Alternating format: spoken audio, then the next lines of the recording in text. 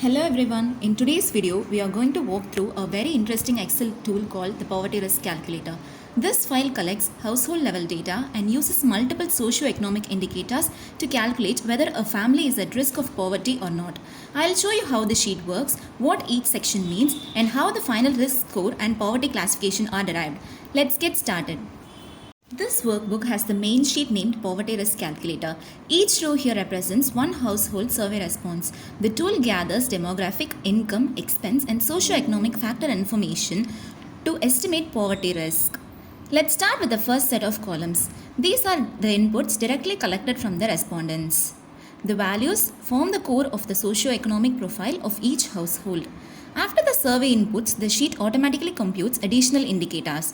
Two of the most important ones here are the HDI, that is the Human Development Index, and COL Index, Cost of Living Index. These values are applied based on district or regional data to adjust the final assessment.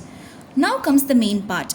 Poverty risk estimation. The Excel sheet uses a regression-based model. Several variables are taken into account simultaneously, including income per capita, expense burden, number of earners, employment type, cost of living index, human development index. These parameters feed into a formula that produces a value called regression poverty risk.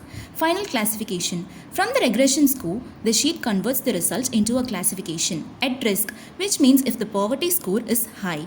Not at risk means the poverty score is low. And for easy comparison, there is also a risk score column that simplifies this classification numerically. Real life use and cases. This calculator can also be used for multiple calculations: academic research, NGO socio-impact assessment, government welfare targeting, community development programs, poverty reduction policy evaluation. Since the model uses actual household factors rather than only income, it gives a more realistic and human-centered view of poverty. So in summary, it collects the household details, collects income and expenditure info, apply regional, developmental and cost index, calculate poverty risk statistically, classify families as at risk or not at risk. These files not only store survey responses but automatically analyzes them to generate meaningful socio-economic insights. Thank you for watching. If you found this tool and explanation useful,